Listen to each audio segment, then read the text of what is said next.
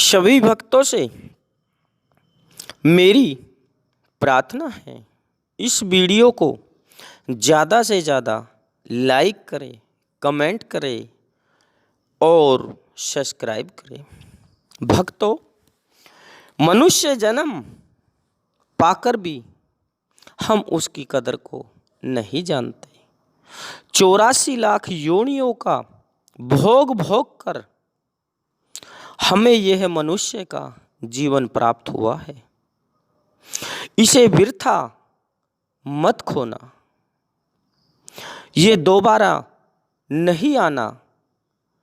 जिसने तुम्हें ये नर का जन्म दिया है उसे मत भूल, लेकिन तुम उनको तो भूल गए और मेरी के चक्कर में फंसे हुए पागल की तरह घूम रहे हो।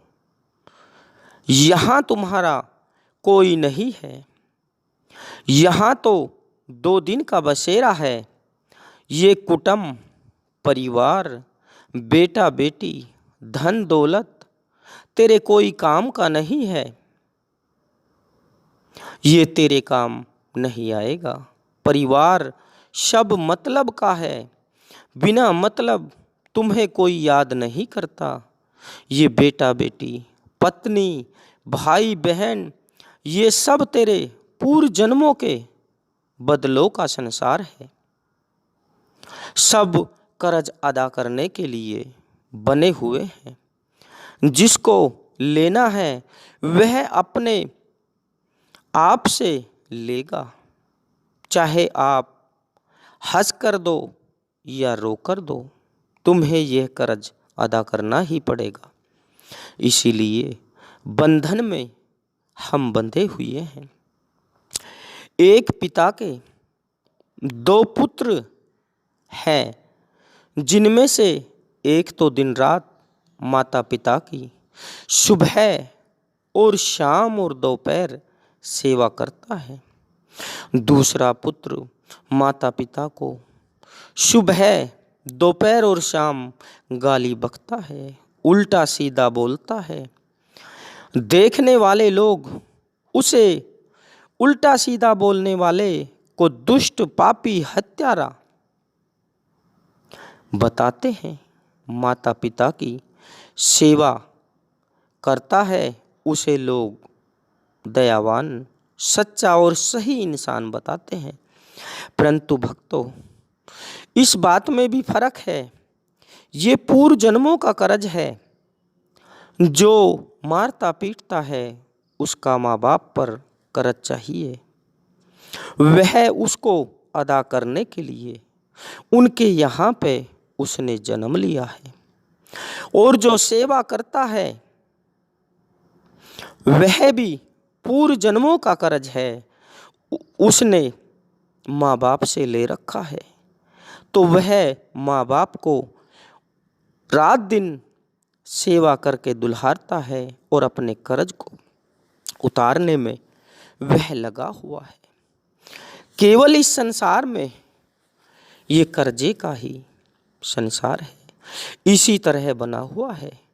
जिसके भरम में तू पड़ा हुआ है, अरे इस मोह व भरम जाल को छोड़कर उस सच्चे परमपिता परमात्मा से ध्यान लगा, जहाँ से तू आया है और दोबारा तुम्हें वहीं जाना है।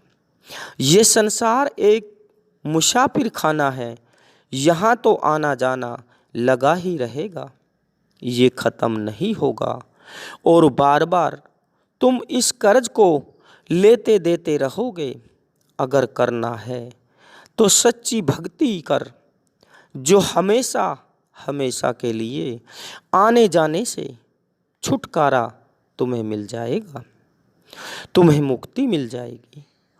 तुमने एक मनुष्य का जन्म पाकर भी उसको भांग धतूरे, शराब, कबाब, मांस, मछली के खाने में लगा लिया। ये नहीं सोचा कि इसे मनुष्य नहीं प्रयोग करते, इसे तो केवल राक्षस लोग ही प्रयोग करते हैं। जब तुम्हें ये नर का जन्म पाया है तो उस नारायण की खोज कर, जो परम पिता परमात्मा अजर अमर अविनाशी अलख निरंजन, जिसको हजारों नामों से पुकारा जाता है, जिसने इस सृष्टि को रचा है, उसी की केवल खोज कर।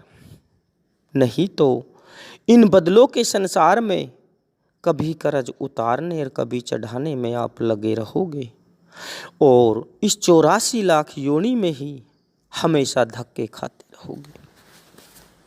भक्तों, मेरे एक साधु की बात याद आई। किसी आश्रम में एक साधु रहता था। उसके पास एक व्यक्ति गया और उस साधु से कहने लगा, महाराज, आप मुझे अपना शिष्य बना लो, मैं आपकी बस सेवा में रहना चाहता हूँ। साधु बोला, बेटा, इस बैराग में क्या रखा है? आप अपने परिवार में रहकर ही अपना समय बिताओ, खुश रहो। नहीं महाराज, मुझे परिवार से कोई प्यार नहीं है। इसी प्रकार आज मैं आपके आश्रम में आया हूँ।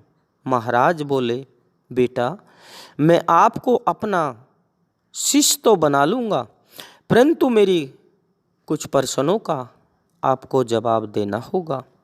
महाराज, मैं आपके हर प्रश्न का जवाब दूंगा।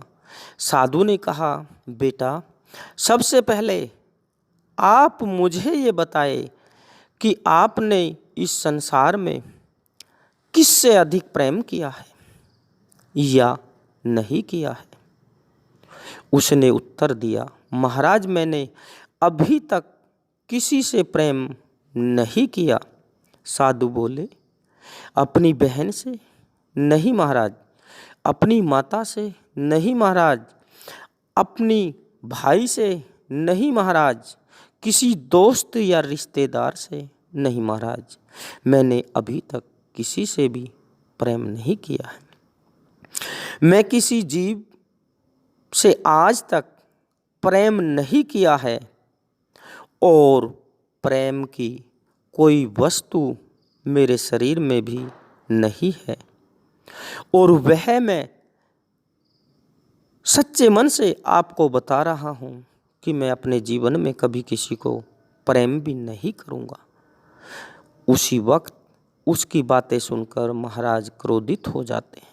बोले, अरे राक्षस, तू अभी मेरे आश्रम से निकल जा और मुझे यहाँ पर नजर मत आना।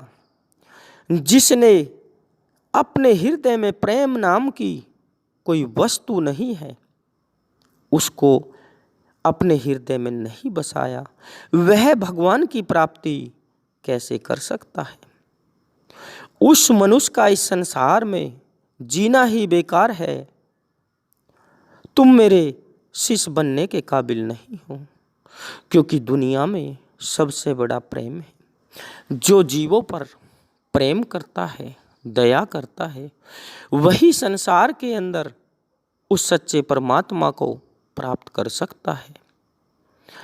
भक्तों, हमारा जन्म ये बार बार कभी मछली, कान खजूरे, कीड़े मकोड़े, सांप, गाय भैंस, हिरन, पेड़ पौधे का मिलता आ रहा है।